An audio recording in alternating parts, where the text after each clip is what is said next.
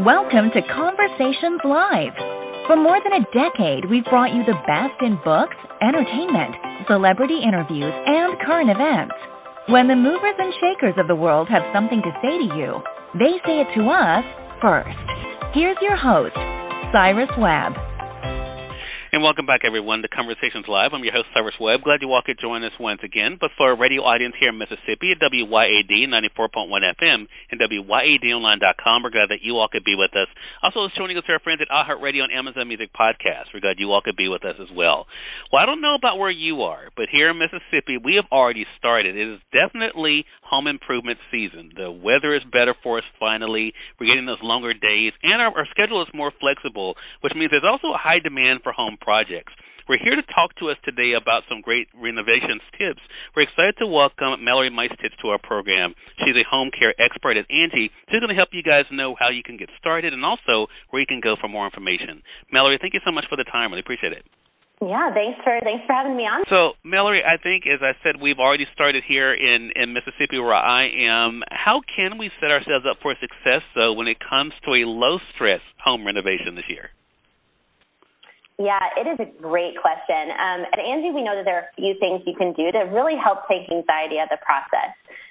Plan ahead. Know when to hire a pro versus DIY. That's a big one. I think we all are tempted to take on that DIY project, even if we shouldn't. Do your research and ask a lot of questions throughout the process. Set a realistic budget and communicate with your contractor regularly. Help set up those boundaries to create that really healthy relationship.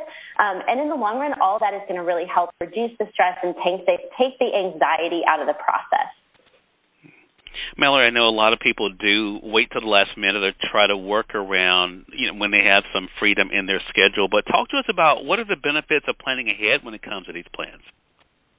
Yeah, at Angie, we know and we have consistently seen over the years that May is really the kickoff for the summer home improvement season, which means that high-quality pros are in demand. Recently, we talked to about 1,000 homeowners about the process that they did when they took on a major home renovation process or project. And one of the things that they said overwhelmingly, when we asked them, what would you do over? They said, start planning ahead of time.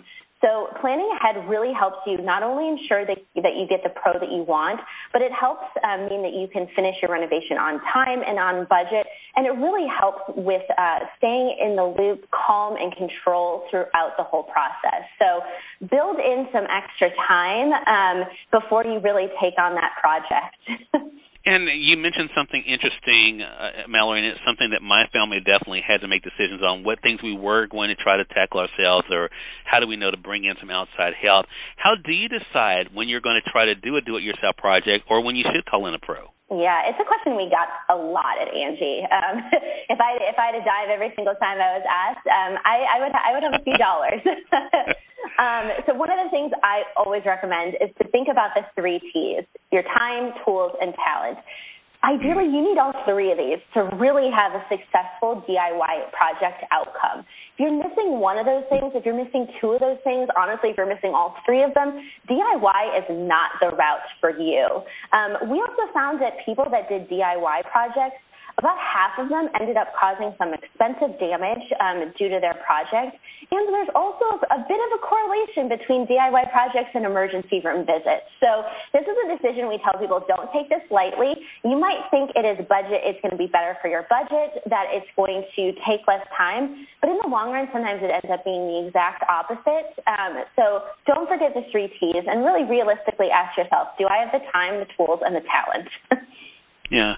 Mallory, you bring up budget, and right now I know I had to go through a situation. I'm getting some siding replaced on the back of my house, and they're actually, because of the supply chain issues, had to wait 3 weeks for them to be able to get it in. And, of course, the supplies are a lot higher. So what are some of the budgeting tips for those major renovation projects and remodeling that maybe we're doing this year? Yeah, look, budgeting is top of mind right now, especially with inflation on the brain and the continued supply chain challenges that we're seeing in the home improvement space. So it's a great question. I think, first of all, set a clear budget with your contractor and include your contractor in the process. It's going to be a really important step. They are doing this many times throughout the year, have seen things changing over these past couple of years, and they're probably going to be one of your best sources of information. Additionally, they're going to also know any additional fees that you might not know of as a homeowner, things like permitting or licenses and things like that they might do, and any other costs like that you might face. We also say talk to your contractor about the materials and also the labor when determining this final budget.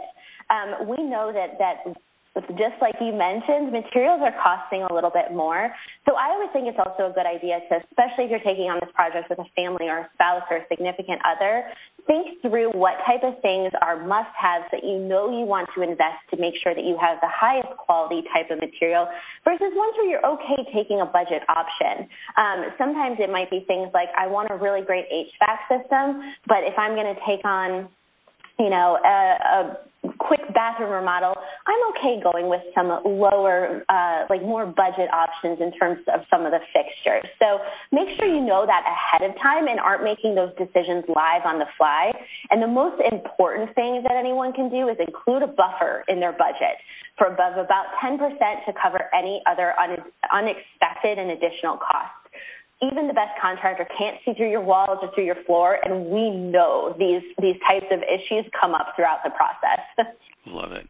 Some great tips for us. Again, everyone, we've had Mallory Micetich joining us today. She's a home care expert with Angie, sharing with you guys how you can get started with those home improvement projects as we're starting off that time of year.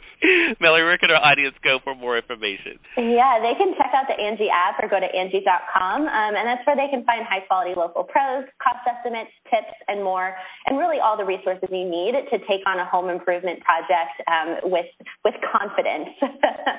Love it. Mallory, thank you so much again for the time. Really appreciate it, and looking forward to having you back on the program again. Absolutely. Thanks for having me on.